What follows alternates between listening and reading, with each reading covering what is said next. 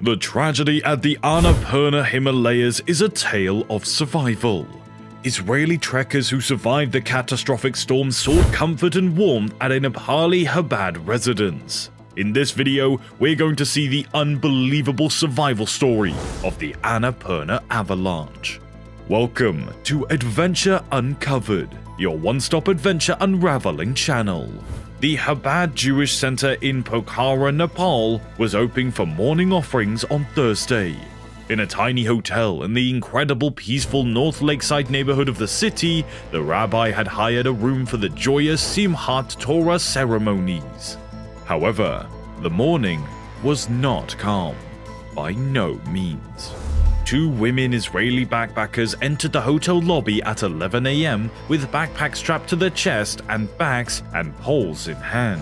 For a few brief seconds, they managed to remain calm. The dams holding back their anxiety and tension, however, broke as soon as they saw their bodies, and they instantly fell to their knees on the Nepali guest house's floor, sobbing. The group, which included survivors of the catastrophic blizzard and avalanche, had just returned from Annapurna.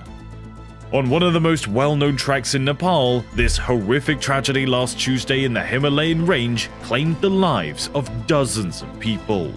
There were almost 200 people saved, and a few are still missing. This tale is like that of an actual Hollywood horror film. Every day, a large number of hiker groups, some in groups, some with local porter guides, and others on their own, depart on the well-known around circuit trip. Depending on the pace of the hikers, the journey may take several weeks.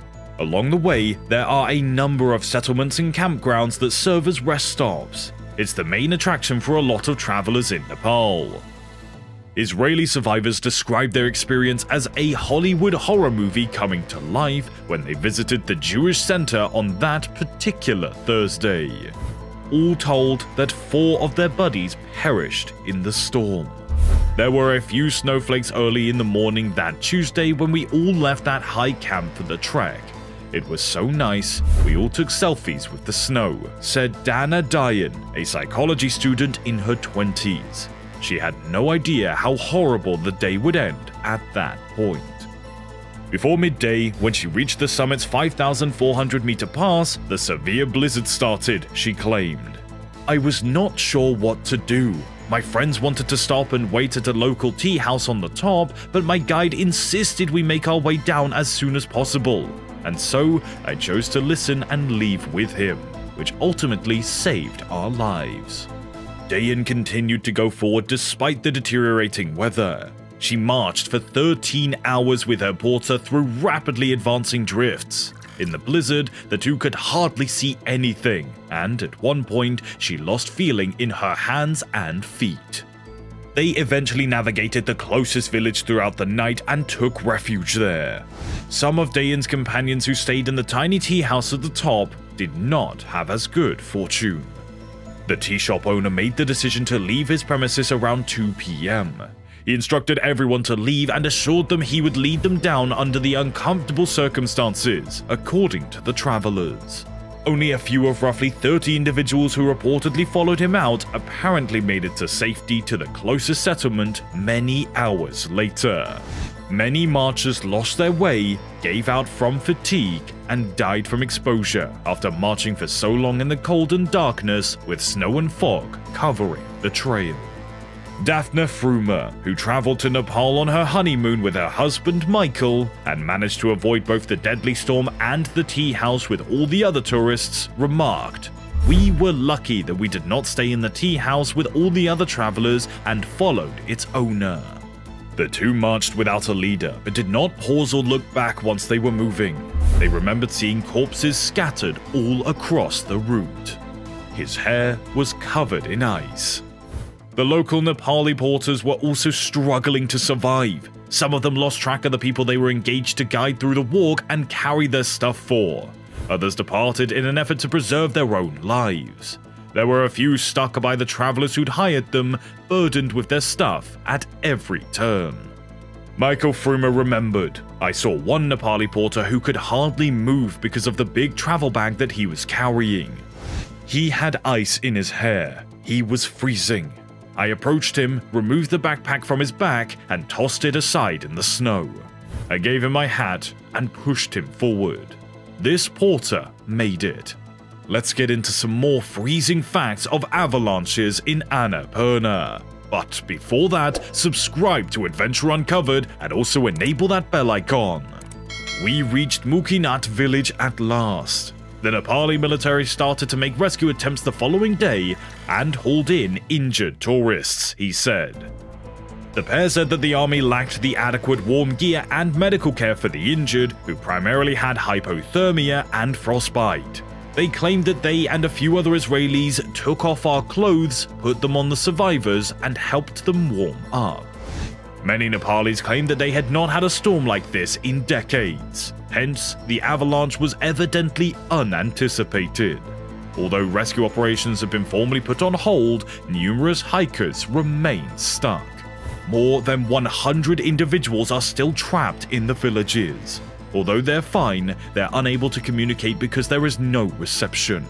They'll return after the snow level recedes, according to Ghanshyam Adhikari, manager of Swissa, a firm that arranges treks and tours to Annapurna.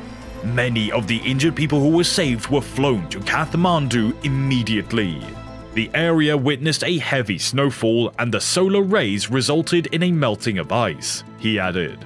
According to Himanshu Thakar, coordinator of the South Asian Network of Dams, Rivers and People, a research organization, on Sunday morning it was a bright, sunny day, and some of the snow started to melt, which possibly led to an avalanche.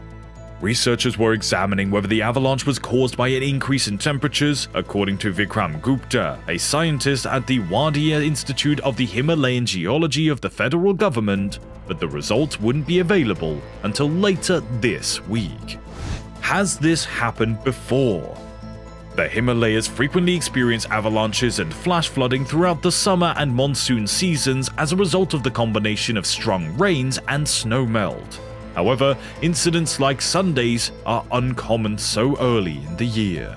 Nearly 6,000 people were killed in severe floods in Uttarakhand in June of 2013 as a result of unprecedented monsoon rains.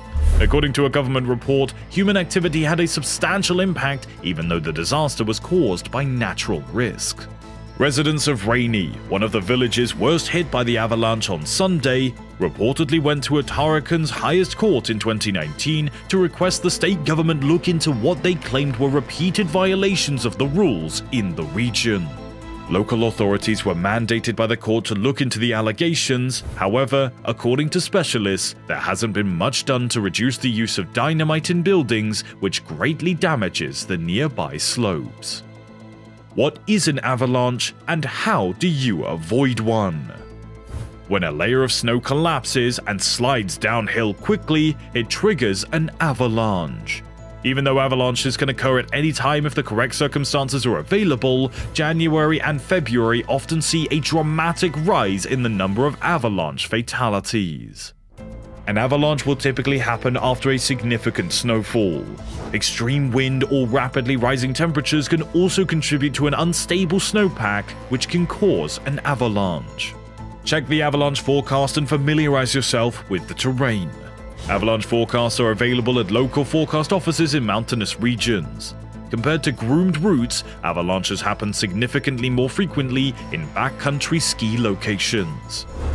In addition, there are a number of cautionary signals to watch out for that can indicate an impending avalanche. Inspect the area for indications of prior avalanches, such as fractures in the snow that forms around your skis or a hollow feeling in the ground.